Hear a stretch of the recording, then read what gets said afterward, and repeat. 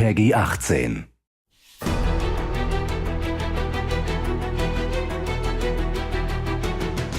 When a game gets announced, your first feeling is, okay, are people going to like this? Are people going to get excited about this? You've got a secret. You know, a little bit of a secret, and you want to share it with everybody because everyone's going to be super excited once it comes out. The atmosphere in the office is just incredibly hectic. I had a little bit of anxiety because that's normal, because that's what happens when you're about to announce something. Everybody here is excited about this. The real question is, are they going to appreciate it for what it is?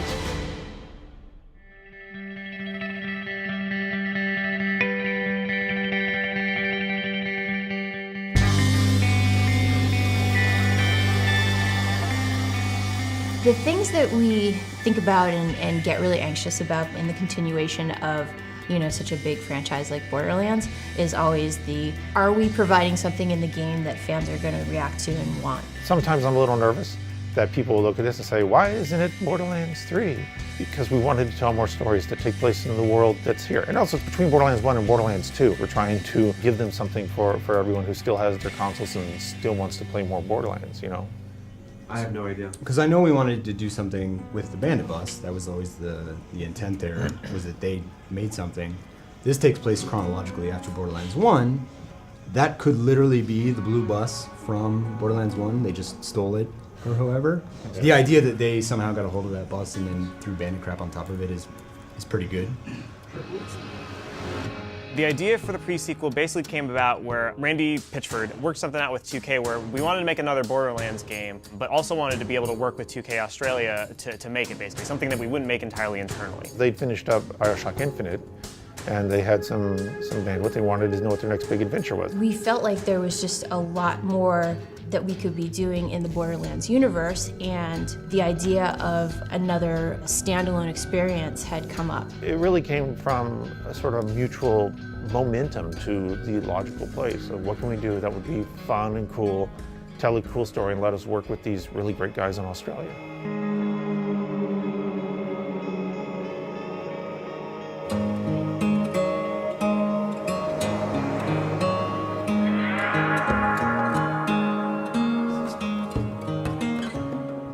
If we continue with that flip, here it won't be able to aim at you, it won't be able to shoot at you because it's not facing you. Yeah.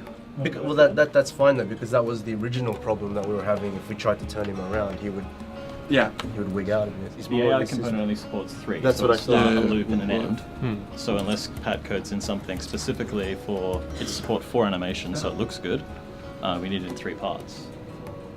But that's why I was saying you could... 2K Australia was actually formed as Irrational Games Australia way back in 1999. We're celebrating our 15-year anniversary this year, same as Gearbox. It's a kind of a funny coincidence. We just kind of wrapped up 10 years of development on BioShock 1, 2 and BioShock Infinite last year, and that's when we came about working on this game, Borderlands, the pre-sequel. The way it generally works is I think a lot of the design and narrative stuff is handled over here. We have a lot of really talented art guys over in Dallas who handle a lot of the direction, which we then kind of implement over here. So there's a lot of different studios working on this, and we have to sort of juggle between it, but it seems to work pretty well. We found a lot of similarities between the way we work, to the point where our strengths just come out naturally. I never would have expected that Australians would get along really well with Texans. There's just something between our 2 studios. We seem to get each other pretty well. It's very important that we reach our goals every week, because at this point there's nothing that we can say, oh, well, we keep it for later, we'll see that later, because there won't be any later. If there's a time in the project where everybody needs to give everything, it's right now.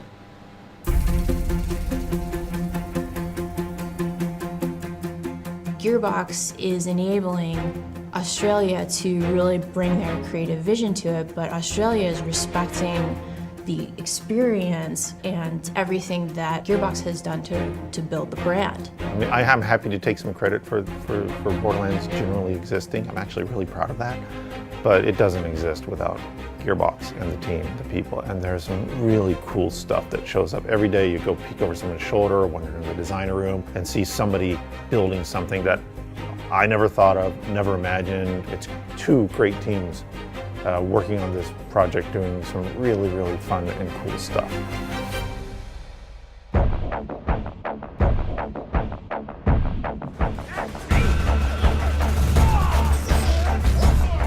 between Borderlands 1 and Borderlands 2, we have this really interesting story that we've never told. There are a couple of quests in this game that are just ridiculous. In Borderlands 1, the moon is a solid piece of rock. In Borderlands 2, it's all cracked and damaged. There's a space station up there, and Handsome Jack is taking charge. It's fun delving into his character and getting to see another side of Jack and understand his story. I'm super stoked to bring that story to the players.